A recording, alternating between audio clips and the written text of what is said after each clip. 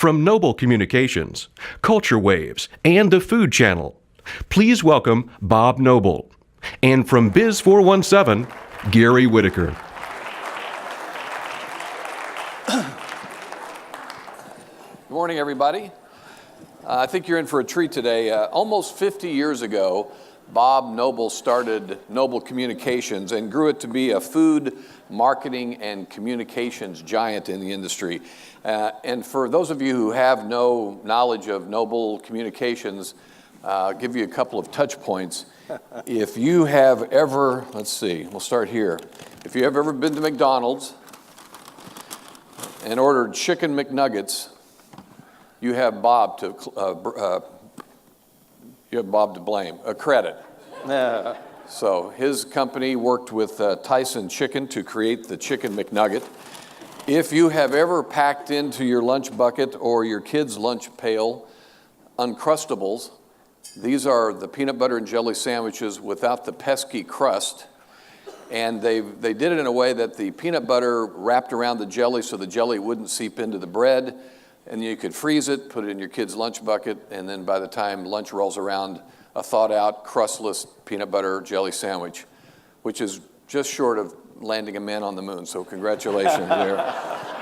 Yep, and then right. If you've ever been out late and thought, man, if there was just one more meal, and you needed a fourth meal, Noble Communications gets the credit for fourth meal at Taco Bell. So. You're in the, You're in the presence of greatness today. All right. Now, after founding Noble in 1969, they, continued to work with food companies, Tyson, Borden, Chili's, Uncle Ben's, M&M's. What'd you do with M&M's? Did you put the letters? No. Just try to get more consumption. Now, Bob sold Noble Communications last year, but he's not done. He still has the Food Channel. It's the online massive collection of food content that, give us an idea of the traffic to the Food Channel. Well, it's an online food channel. It does about 1.5 million impressions on an ongoing basis. Across a whole network of over the top streaming types of websites, iFood TV, and all of the things that are looking and hungry for original content. So he sold the advertising side of it. He still has the Food Channel. He also has a research company called Culture Waves. And if you were here last year, they presented some of the findings about millennial preferences. So he is a genius in branding. And in our first session today, we were talking about how to brand Springfield and make it an attractive place. So we're going to touch on a couple of those things today, but I told Bob I was going to throw him a surprise question. So did you make your bed today? I left my bed maker in it as I left early. Oh, okay.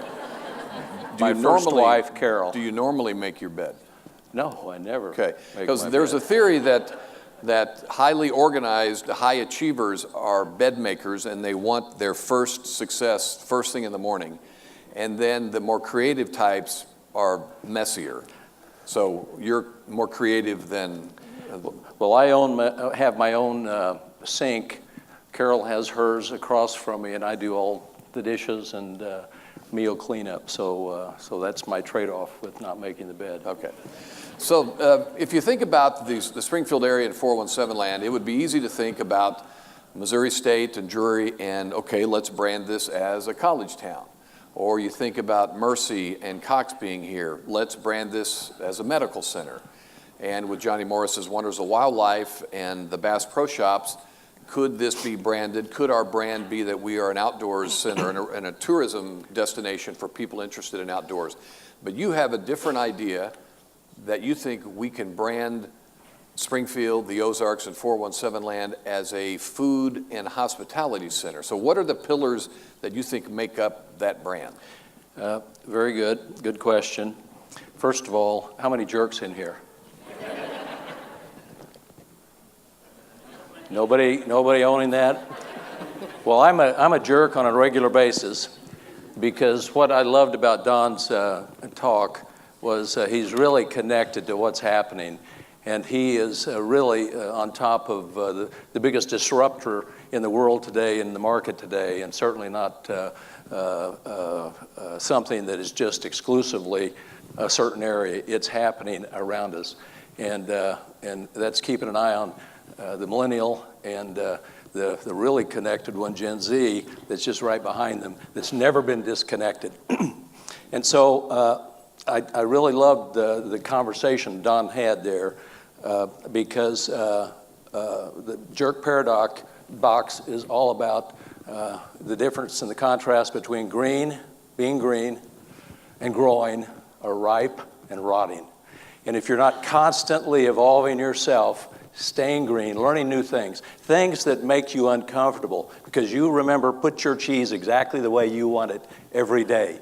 And anything that disturbs that is going to make you uncomfortable, and that's where we get unproductive in everything we do. So that's kind of what's going on in the food world today. And one of the things that I wanted to talk about is that disruption that's going on.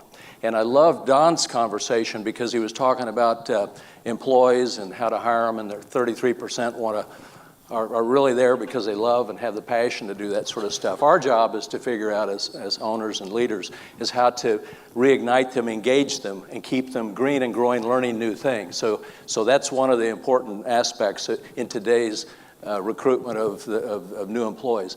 But one of the things that he left out was the fact that there's the movement of employ less business. And that is very attractive, but it's being driven by this whole new disruptive group, millennial, Gen Z, and the people who are self-teaching themselves. By the way, the sage on the stage is disrupting education, because they come into class knowing more about the subject than anything else.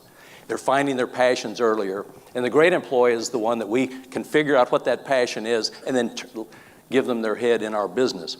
But this employless thing, David Chang in New York, in his new Ando restaurant, which is amazing. It's all built around an app. So you order online, you pay online, Uber Eats delivers it, and it's an app-only food concept that really matches up with that millennial, that Gen Z, that person who's looking for that mobile first experience. If they can do that, that's a preference, and we have to figure out how to deal with that. But it's the dying business, employee business, in this new disruptive world that you need to watch, because the 9-to-5 job is dying. It's dying. The non-traditional job is growing, and the fastest growth sector in the whole employment thing for the last 15 years are the freelancers and the self-contractors and things like that, people who want to run their own business, run their own time.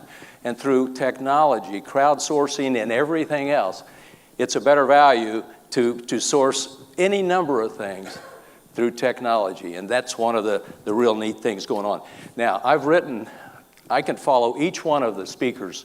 I'm a mop-up guy, because every one of them is dead on, smack dab dead on. My disadvantage is I have this insights engine, Culture Waves, that's keeping me constantly in touch with emerging and growing trends. You can't quantify emerging anything. That's why it's not put up there as an important part of your life, because you can't quantify it. I can't make a business decision. I can't scale an opportunity with only 5 sets of behavior that are happening around us. So that's why it's so busy in the mainstreaming things. And that's why being another Me Too is so attractive, because somebody else has done the homework and the investment and things like that. Have I gotten off script? What you just witnessed is a typical lunch conversation between Bob and me, where I ask him a question, and 30 minutes later, I've been educated about something that I didn't know I needed to be educated about. Well, one of the things that I love about Gary is he's green and growing. And you can't... Well, not rotten yet. Not ripe and rotten. But the interesting thing here is I'm trying to get Gary to think outside Springfield. And I love the SWAT team, the Millennial SWAT team. But to put things in a larger context, you've got to think big, you've got to think larger.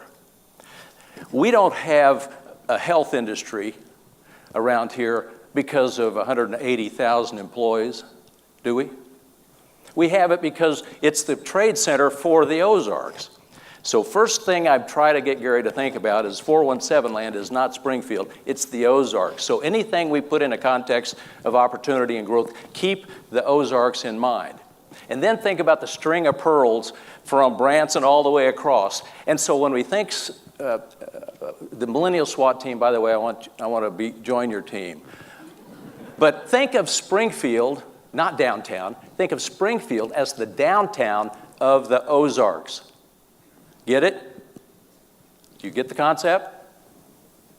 If we only think about one sector, we miss the opportunity to create the buzz that advances everybody's cause, everybody's interest. So that's my. But back to my original question, which was 24 minutes ago. No. Why and how do you see us hanging our hat, if not on education or outdoor tourism or medicine? Where does this food and hospitality? What do we have that would make this a magnet for that?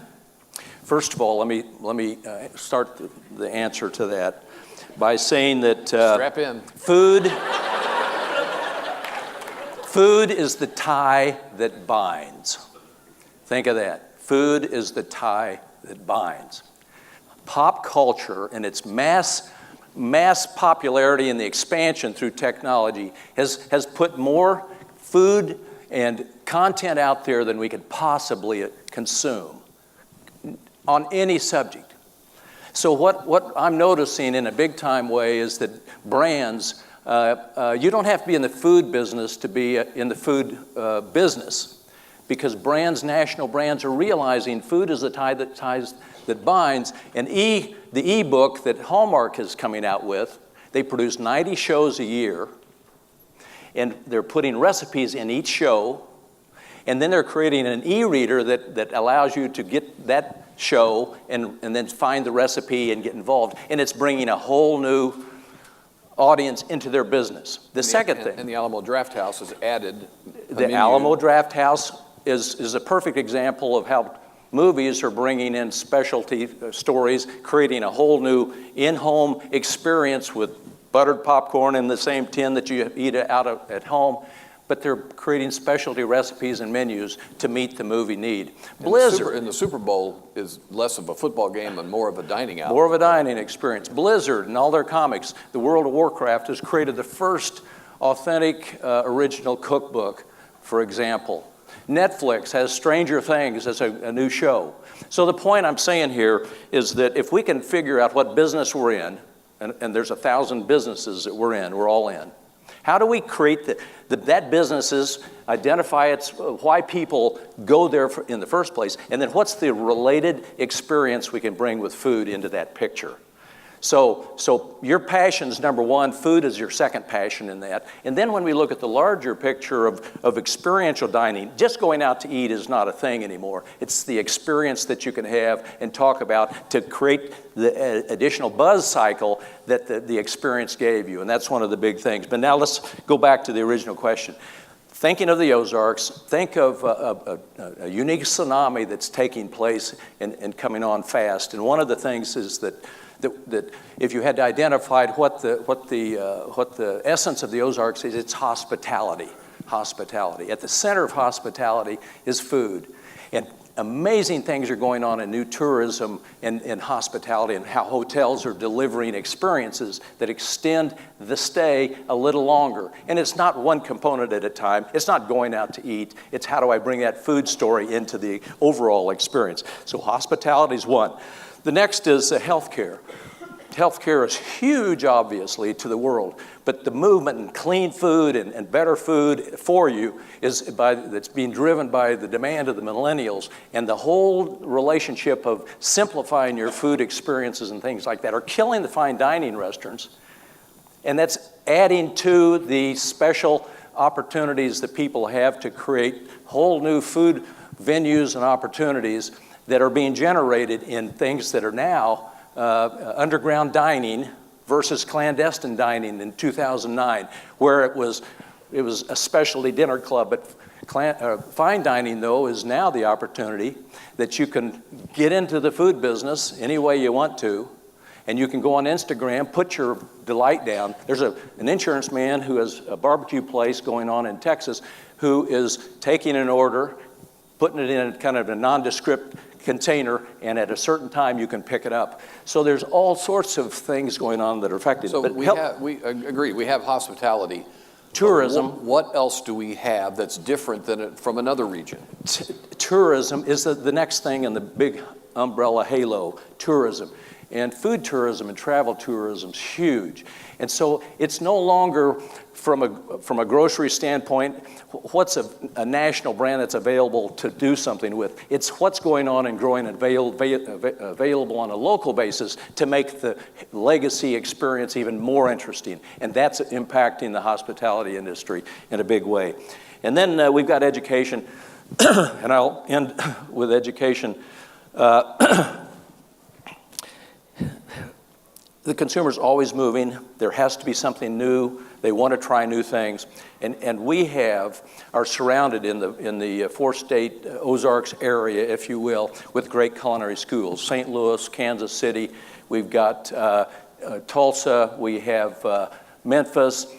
In Arkansas, there's the Walmart Foundation has said we want Northwest Arkansas Community College to be the #1 culinary center in the nation, eclipsing Johnson & Wales, the Culinary Institute of America, CIA, and they've created the funds down there, and it's called Brightwater. But that's just one little thing going on. But in Springfield, in the surrounding areas, of course, we have a fabulous culinary school going on at MSU. We've got one at OTC.